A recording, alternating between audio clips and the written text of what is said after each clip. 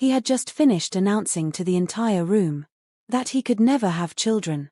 The microphone was still on. The audience was still listening. Then, a baby crawled across the floor, straight toward him. And before anyone could react, the child lifted its head, reached out, and called him Daddy. Before we continue, subscribe now, and drop a comment and tell me where you're watching from. And stay till the end. Because the truth behind this moment is far more dangerous than the shock you're seeing now. The room froze. Hundreds of eyes locked onto one man. The Korean Mafia CEO who had built his life on control, silence, and power. His hands tightened on the podium. His breath caught in his chest. Because the child's face staring back at him wasn't just familiar. It was his. And in that moment, he realized something terrifying. This wasn't an accident. This wasn't a mistake. Someone had brought the truth into the one place he could never escape it. He had just finished saying the words. Clear. Calm. Final. I was medically confirmed infertile. The microphone was still live when the baby crawled into view. At first, no one understood what they were seeing. A ripple of confusion moved through the congregation, heads tilting, murmurs rising, the subtle sound of chairs shifting as people leaned forward. Then the child lifted its head. Small hands pressed against the polished floor. Wide eyes locked onto the man at the podium. And with a voice that cut through the room like glass, the baby reached out and said, Daddy. The silence that followed was violent. Not loud. Not dramatic. Absolute. The Korean Mafia CEO didn't blink. His hands remained planted on the edges of the podium, knuckles whitening as if the wood beneath his palms was the only thing keeping him upright. His mouth opened slightly, then closed again, like his body had forgotten the order of basic human reactions. He had faced gun barrels without flinching. He had stared down enemies who would have killed him without hesitation. He had stood in rooms where a single wrong word could end lives. But nothing had prepared him for this. The baby crawled closer, dragging a small pink backpack behind it, the zipper hanging open, one strap twisted around the child's arm. The sight was absurd. Impossible. And yet it was happening in front of everyone. A young woman stood frozen just behind the child, clutching the remaining strap of the backpack like she had forgotten how to let go. Her face had gone pale. One hand hovered near her mouth, trembling, as if she were trying to stop a scream before it escaped. The congregation erupted into whispers. Is that a child? Where did it come from? Did it just call him? Cameras lifted. Phones rose into the air. The moment began to fracture into 1,000 pieces of recorded truth. The CEO finally looked down. And that was when the world truly shifted. The resemblance hit him like a physical blow. Same eyes. Same crease at the corner when they widened. Same unmistakable curve of the mouth. He had seen that face before. In mirrors. In photographs from his childhood. In reflections he had avoided for years. His chest tightened painfully.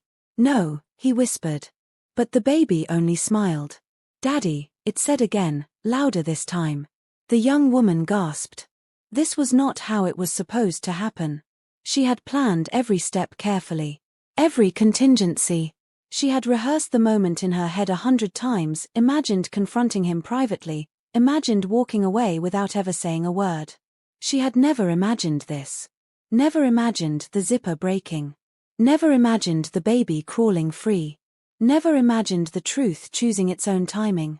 She dropped to her knees instinctively, reaching for the child. Wait, no. Too late. The damage was done. The CEO staggered backward a half step, his heel catching against the base of the podium. A low sound escaped his throat, something between a breath and a broken laugh. You said, his voice cracked as he looked up, scanning the room wildly, as if searching for an explanation written somewhere on the walls. You said it was impossible. The words slipped out before he realized he had spoken. The congregation fell silent again. The young woman froze. Slowly, she looked up at him. Her eyes met his. And in that moment, years collapsed. Promises. Arguments. Nights that should have meant nothing but hadn't. I said the test was inconclusive, she replied quietly. You heard what you wanted to hear. His legs threatened to give out. He remembered that hospital room now. The sterile smell. The doctor's cautious phrasing. The way he had already been halfway out the door, mind on bigger plans, bigger power. He remembered saying, "So we're done here?" He remembered not looking back. The baby crawled closer to the podium, fingers brushing the CEO's shoe. It giggled, delighted by the shiny leather, and tried to pull itself up using the fabric of his trousers. The CEO flinched as if burned. Gasps echoed through the room. Someone in the back whispered, "Oh my God." The baby laughed again. "Daddy." The word shattered whatever composure the CEO had left. "Turn the microphones off," he snapped, his voice suddenly sharp, dangerous, familiar. Now. No one moved. Because no one knew who they were dealing with anymore. He wasn't the untouchable Mafia CEO in that moment. He was a man exposed. The young woman scooped the baby into her arms at last, clutching it tightly against her chest. Her heart was pounding so hard she felt dizzy. "I didn't plan this," she said quickly, her voice shaking. "I swear. I didn't mean for anyone to see." He stared at her. "You brought a baby into a public assembly," he said hoarsely. "With a backpack." Her jaw tightened. "I came to listen," she replied. "That's all. I didn't even know you'd be speaking." The baby reached out again, small fingers grasping at the CEO's tie. The red silk looked impossibly bright against the child's skin. The CEO grabbed the fabric instinctively, pulling it back, then froze when he realized what he had done. His hand hovered in midair, shaking. The congregation was no longer pretending not to watch. Phones were everywhere now. Every angle. Every reaction. The young woman felt panic claw up her spine. "This is spiraling," she whispered. "We need to leave." "Leave," the CEO repeated. He laughed then. A short, disbelieving sound. "You think this ends with leaving?" His eyes swept the room again, calculating faster than anyone could see. Damage control. Threat assessment. Containment. But none of his usual instincts applied here. Because this wasn't a rival. It wasn't a betrayal. It was blood. A security guard finally moved toward them hesitantly, clearly unsure who he was supposed to protect.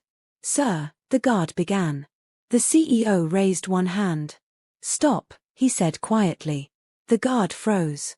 The CEO looked back at the baby. The child was calm now, resting its head against the woman's shoulder, still watching him with open curiosity. No fear. No confusion. Just recognition. Something inside the CEO broke. Not loudly. Not dramatically. But cleanly. "You," he said to the woman. "We are talking. Now." Her throat tightened. "Not here." "Here," he insisted. "Because you decided this moment belongs to everyone." She flinched. "I didn't decide anything," she shot back. "You did. Years ago." The room felt too small. The walls too close. The CEO leaned forward slightly, lowering his voice. "How old is the child?" he asked. She hesitated. Then answered. 18 months. The math detonated instantly in his mind. He staggered back again. The timeline was brutal. Unavoidable. Real. The congregation collectively inhaled. Someone near the front began to cry not from sadness, but from shock, from witnessing something too intimate to be public. "This is a lie," the CEO muttered weakly. The woman shook her head. "I never asked you for anything," she said softly. "Not money. Not protection. Not your name." "Then why now?" he demanded. Her eyes flashed. "Because you stood there," she said, gesturing at the podium, "and told the world you could never have children." Her voice cracked. "And I realized you had already erased my child from existence." The baby stirred, letting out a small sound, then said it again, softly this time. "DADDY." The CEO closed his eyes. When he opened them, they were wet. No one in the room had ever seen that before. He straightened slowly. "This ends today," he said, not to her, but to himself. One way or another. The woman hugged the baby closer, fear blooming in her chest. That depends, she said carefully, on what you think ends means. Sirens wailed faintly in the distance.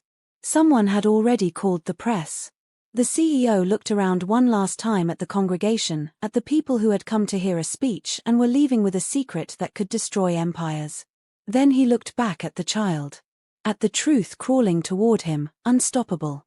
And for the first time in his life, he had no idea what he was supposed to do next. If you were standing there, exposed in front of everyone, faced with a truth you swore could never exist, would you deny it to protect your power, or claim it and let everything else burn? Before we go any further, subscribe to this channel now. Stories like this don't slow down, they get darker, more personal, and more dangerous. And what you're about to hear next is the point where secrets stop being private. Now stay with me. The CEO didn't leave the podium immediately. That alone told everyone something was wrong. Normally, when chaos erupted, he vanished, swift, controlled, protected by layers of men who made problems disappear. But now he stood there, staring at the baby as if the child had reached inside his chest and wrapped its fingers around his heart. The woman adjusted her grip, shifting the baby's weight against her shoulder. The child rested easily, fingers still clutching at the strap of the pink backpack, unaware that its existence had just detonated a man's life. "Clear the room," the CEO said finally. His voice was low, controlled. But there was a tremor beneath it. No one moved. He raised his head and looked at the security detail near the exits. Now. That worked. Guards sprang into motion, gently but firmly ushering people toward the doors. Some resisted, craning their necks, whispering urgently. Others were already live streaming, fingers flying across screens. The damage was already done. The woman's heart hammered violently as the crowd thinned. This was the part she feared, not the exposure, but what came after. Silence was always more dangerous with men like him. The baby squirmed, reaching toward the podium again. "Easy," she whispered, smoothing its hair. "Easy." The CEO watched that motion closely. Too closely. "You named the child," he said suddenly. She stiffened. "Yes." "What name?" Her lips pressed together. "That's not something you get to ask like this." His jaw tightened. "I deserve to know." She let out a shaky laugh. "You didn't deserve to know 18 months ago either." Silence fell between them, thick, charged, filled with everything unsaid. The guards returned, nodding. "Room's clear, sir." The CEO nodded back without looking. "Lock the doors." The woman's breath caught. "Don't," she said sharply. "You don't get to trap me." "I'm not trapping you," he replied. "I'm containing a situation." She took a step back instinctively. "I'm leaving." "No," he said, not loudly, but with finality. "Not yet." The baby fussed at the tension, sensing it now. The woman rocked gently, trying to calm it while keeping her eyes locked on him. "You're scaring the child," she said. "I'm terrified," he shot back. "You don't get to tell me how to act." The words surprised even him. He inhaled slowly, forcing himself to regain control. "Sit," he said, gesturing toward the chair near the podium. "Please." She hesitated. Then, cautiously, she sat, keeping distance, keeping her body angled protectively around the baby. The CEO stepped down from the podium. Up close, the resemblance was worse. Unavoidable. The baby's eyes tracked him with interest, tiny fingers curling and uncurling as if recognizing something familiar without knowing why. He stopped a few feet away. "You should have told me," he said quietly. She looked up at him, eyes burning. "And you should have stayed." The words landed hard. "I waited," she continued. 4 months. Every time the phone rang, I thought it was you. Every time there was a knock at the door, I thought you'd come back." He closed his eyes briefly. "And then I stopped waiting," she said. "Because I had to survive." He swallowed. "Did you ever think I would hurt the child?" Her gaze sharpened. "I didn't know what you'd do," she said honestly. "That's the problem." The baby made a small sound, reaching out again. This time, the CEO didn't flinch. Slowly, carefully, he knelt. The room seemed to tilt. He was a man feared across continents. And yet here he was, lowering himself to the ground in front of a baby who had no idea who he was. The child stared at him, then smiled. The CEO's throat tightened painfully. "Say it again," he whispered before he could stop himself. The baby tilted its head. "Daddy." The sound cracked something deep inside him. He reached out and stopped short, his hand hovering inches away. "I don't know how to do this," he said hoarsely. The woman watched him closely. "For once," she said, "neither do I." The door at the back creaked. A man stepped inside quietly, the CEO's second-in-command. His eyes flicked from the baby to the woman to the CEO kneeling on the floor. Something unreadable crossed his face. "Sir," he said carefully. "The press is already outside." The CEO didn't turn.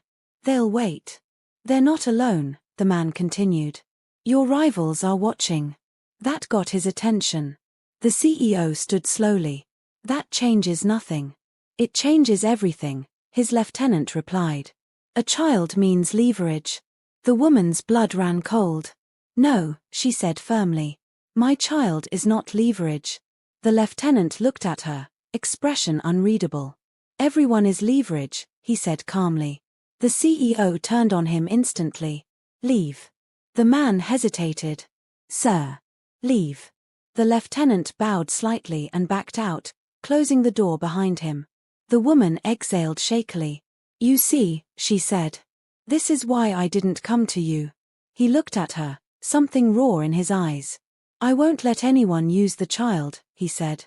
"Not now. Not ever." She studied him. "Can you promise that?" she asked. "Really promise?" He didn't answer immediately. That hesitation was everything. "You don't trust me," he said. "No," she replied quietly. "I don't." The baby yawned, resting its head against her shoulder. The moment softened something in the room.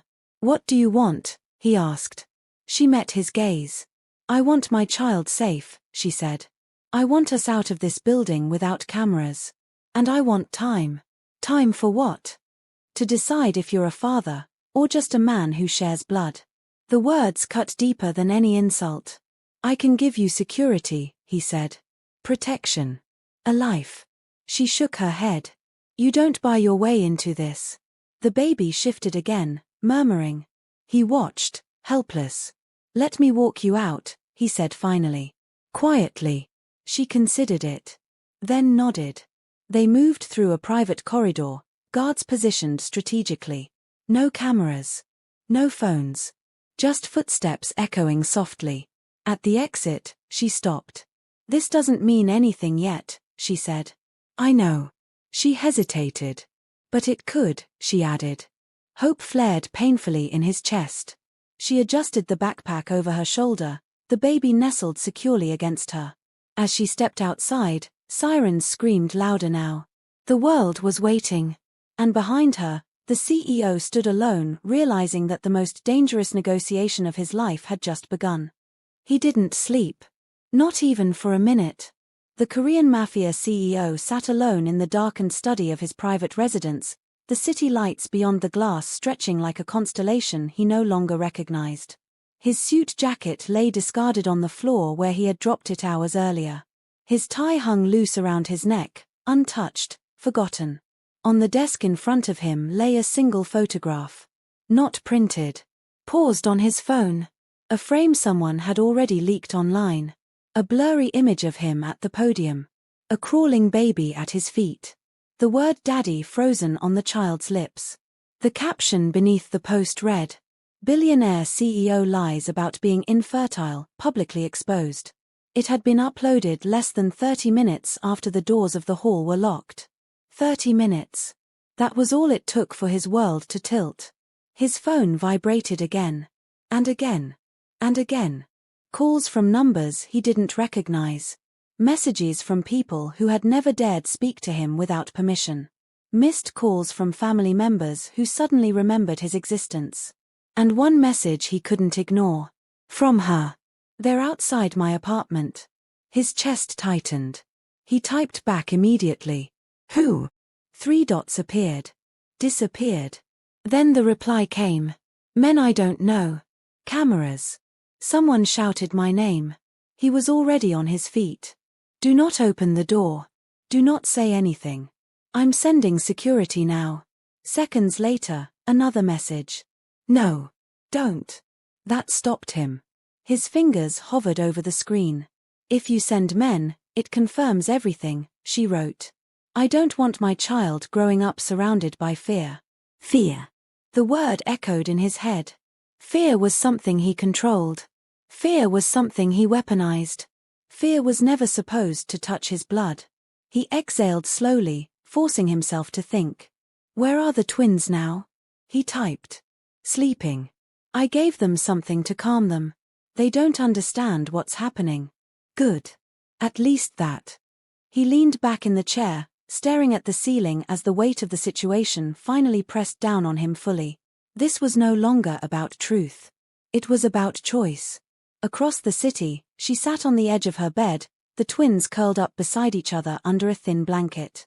Their faces were peaceful in sleep, unaware that the world outside their door had shifted violently because of them. She had raised them alone, fed them alone, held them through fevers and nightmares and first steps. She had made every decision for them without help.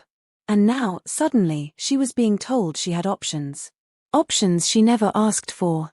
Her phone buzzed again. A private number this time. She ignored it. Then another. And another. Her hands trembled. She checked the locks again, then sat back down, pulling the blanket higher over the twins' small bodies. She had known this moment would come someday. She just hadn't expected it to arrive so loudly. Her phone lit up with a news notification. CEO's secret child. Sources claim Mafia leader hid family for years. She let out a bitter laugh. Hid family. As if she had ever been hidden. As if she hadn't been abandoned. She turned the phone face down and closed her eyes. For years, she had lived with one simple rule. Protect the children at all costs. That rule had never been tested like this. By morning, the pressure became unbearable. The CEO's inner circle convened without being summoned. Men and women who had built empires, crushed competitors, erased scandals, now sitting in silence, waiting for instructions from a man who had never hesitated before. One of them finally spoke. This cannot go public, his legal advisor said carefully. If you acknowledge the child, every rival you've ever stepped on will come for blood. Another nodded. A child is weakness. You know that. The CEO stared at them, unblinking. And if I deny it? He asked. The room exhaled. That's manageable, the advisor replied. We discredit the woman. We claim coincidence. False accusation. A setup. His jaw clenched. And the child? A pause.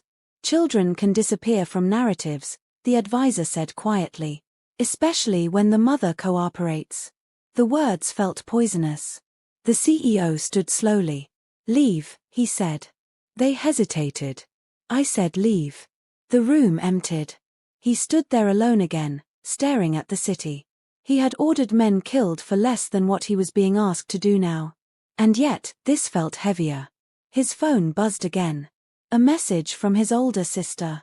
You've shamed this family. He didn't reply. Another from his mother. Is it true? He stared at the screen for a long time.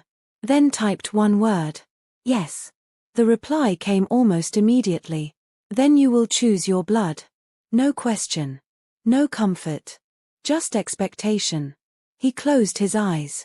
Everyone wanted something from him.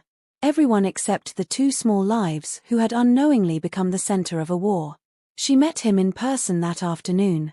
Not at his residence. Not at her apartment. A neutral place.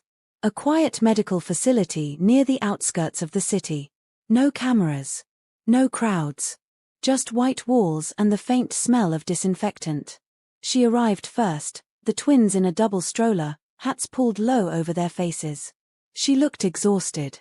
Older than she had the night before. When he walked in, she stiffened instantly.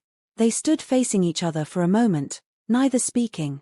Finally, she broke the silence. Say it, she said. Whatever it is you came to say. He glanced at the twins. They look like you, he said quietly. Her lips pressed together. That's not what you came to say. He took a breath. There are two paths forward, he said. And neither of them is clean. She laughed softly. That's your world. No, he replied. This is our problem now. She crossed her arms protectively. Go on. If I publicly acknowledge them, he said, choosing each word carefully, everything changes. My enemies will see them as targets. Your life will never be quiet again. And if you don't, she asked. He met her gaze. Then I erase them from the story. The words hung between them. Her breath caught. Erase, she whispered. Legally, he clarified. Publicly. I claim it was a stunt. A lie. I make this disappear. She stared at him in disbelief. And what happens to us? You live, he said simply. Safely. Quietly. With more money than you'll ever need. Somewhere no one can touch you. Her hands clenched into fists. You're asking me to let my children be treated like mistakes. I'm asking you to keep them alive. Silence. The twins stirred, one of them rubbing his eyes. She reached down instinctively, smoothing his hair. I didn't come into your world, she said softly. Your world came crashing into mine. I know, he said. And now you want me to lie, she continued. To teach them that their existence was something shameful? I want to teach them survival, he snapped, his control slipping. You think love protects people in my world? It doesn't. She stood abruptly. No. One of the twins whimpered. She lifted him into her arms, rocking gently. I will not teach my children to hide, she said, voice shaking. I won't raise them to believe their father was ashamed of them. He stepped closer. And if claiming them gets them killed, he demanded. Her eyes burned with tears. Then at least they would know they were wanted. That stopped him cold. They stared at each other, the space between them filled with years of pain, regret, and unspoken love. This decision, he said slowly, will split the world in half. She nodded. I know. Outside the room, footsteps echoed. Security. Time running out. The truth pressing in from all sides. She adjusted the child on her hip and looked at him one last time. You don't get to decide this alone, she said. But don't pretend you're doing this for me. He swallowed. Then who am I doing it for? She didn't answer. She turned and walked out, pushing the stroller ahead of her, leaving him standing alone in a sterile room with no clean way forward. By nightfall, the rumors exploded. Every major outlet had picked it up. Speculation became accusation. Accusation became certainty. Hashtags trended. #CEO child. #infertile lie. #hidden family. His rivals circled. Messages arrived from men who had waited years for leverage. Interesting situation you're in. We should talk.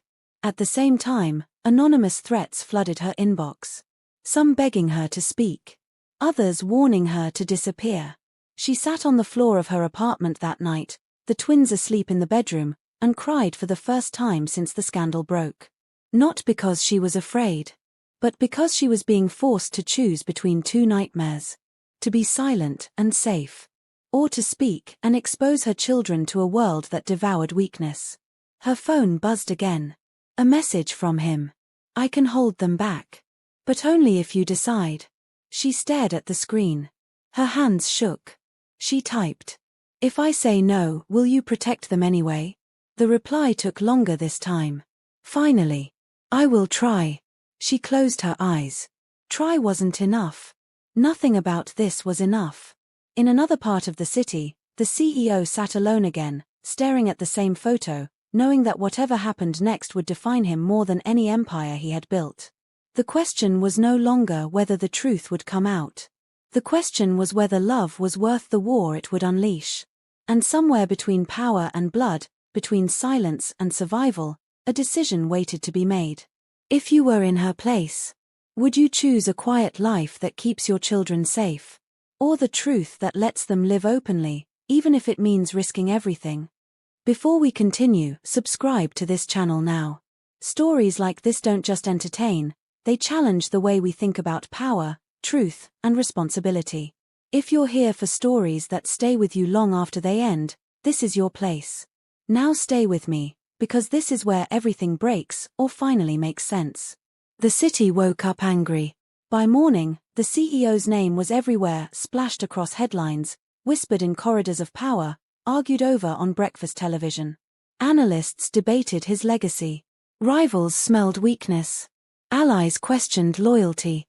And somewhere in the middle of all that noise were two children who had no idea why their lives had suddenly become a battlefield.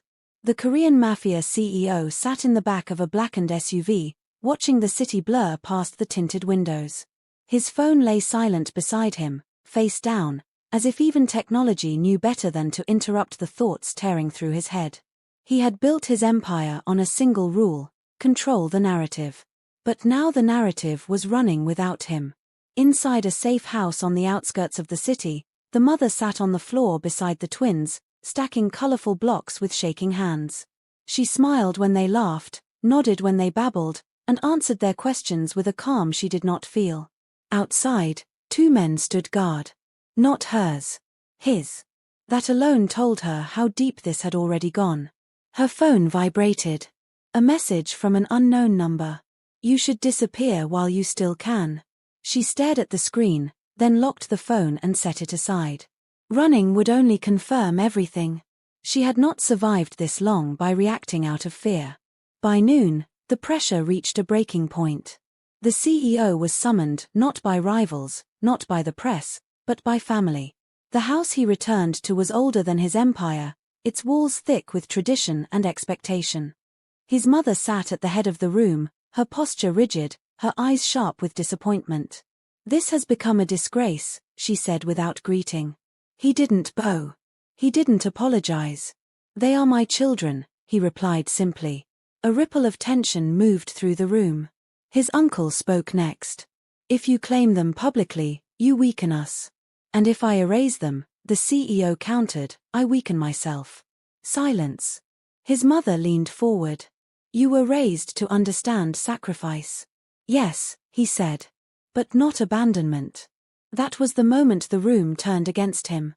"You are confusing sentiment with strategy," his uncle snapped. "Your enemies will not hesitate." The CEO nodded. "Then neither will I." He stood. "I will not pretend they don't exist," he said. "But I will not parade them either." His mother's lips pressed into a thin line. "Then you will choose between your blood and your power." He met her gaze without flinching. "I already have." Across the city, the mother faced her own reckoning. The safe house door opened quietly, and the CEO stepped inside without ceremony. He looked exhausted, older than he had the day before, as if every hour since the revelation had carved something out of him. The twins looked up and smiled. He froze. Then, slowly, he crouched down to their level. One of the boys crawled closer, studying his face with open curiosity. "You came back," the child said, as if this were the most natural thing in the world. The CEO swallowed hard. "Yes," he replied. "I did." The mother watched carefully, every muscle in her body tense, ready to intervene if necessary. "I won't stay long," he said to her quietly. "I just needed to see them." She nodded. "Then see them." He reached out, hesitated, then let one finger rest gently against the boy's hand. The child giggled. That sound broke something in him. "They deserve better than this," he said, his voice barely audible. "So do you," she replied. "But here we are." He stood and turned to her. "I've made my decision," he said. Her heart pounded. "And I will acknowledge them privately," he said. "Legally, financially, permanently. But I will not expose them to the public." She shook her head. "That's still erasure." "No," he countered. "It's protection." "And when they ask why they can't use your name," she demanded. "When they ask why their father hides?" He didn't answer immediately. "When they are old enough," he said finally, "I will tell them everything. Until then, I will shield them." She studied his face. "And me?" she asked. "Where do I fit into this version of your truth?" "You don't owe me anything," he said. "But I will not disappear again." Her eyes filled with tears she refused to let fall. "You can't rewrite the past," she said. I know, he replied. But I can be present now. The room fell quiet, the weight of the moment settling between them.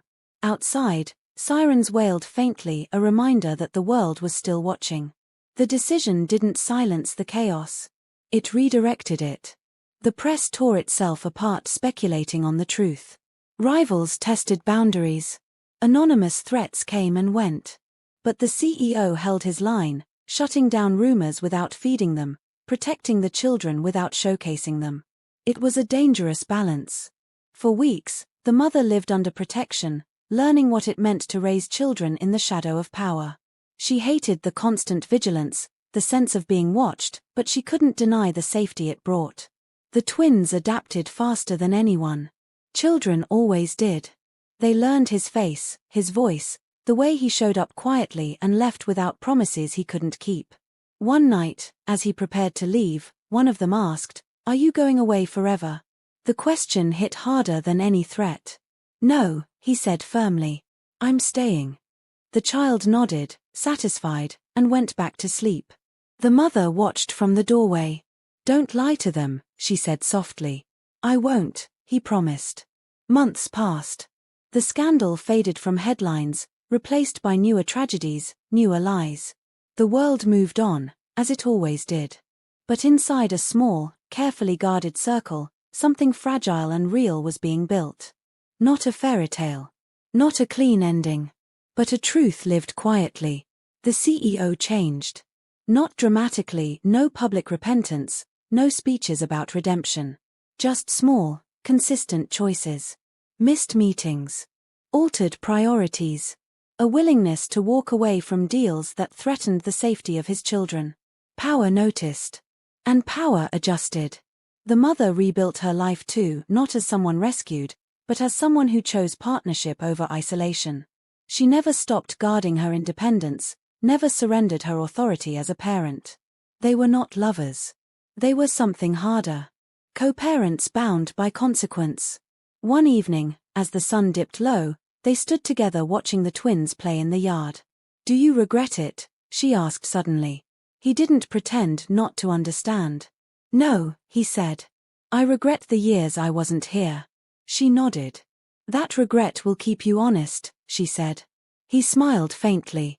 "I hope so." The twins ran toward them, laughing, demanding attention. For the first time in a long while, the CEO felt something close to peace. Not because everything was solved, but because he had stopped running from the truth. And that is where this story leaves us.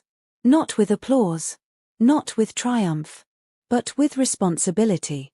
Because the most important lesson here isn't about wealth, or power, or even scandal. It's this. Truth delayed becomes damage. Power without accountability destroys what it touches. And the choices we make to protect ourselves will always shape the lives of those who depend on us. So here's the question I want to leave you with, and I want you to answer it honestly in the comments. If you were in his position, would you protect your children by hiding them from the world? Or would you risk everything by living openly with the truth? And before you go, subscribe to the channel, like this video, drop your thoughts in the comments, share this story with someone who loves powerful storytelling, and turn on the notification bell so you never miss more intense, thought-provoking stories like this.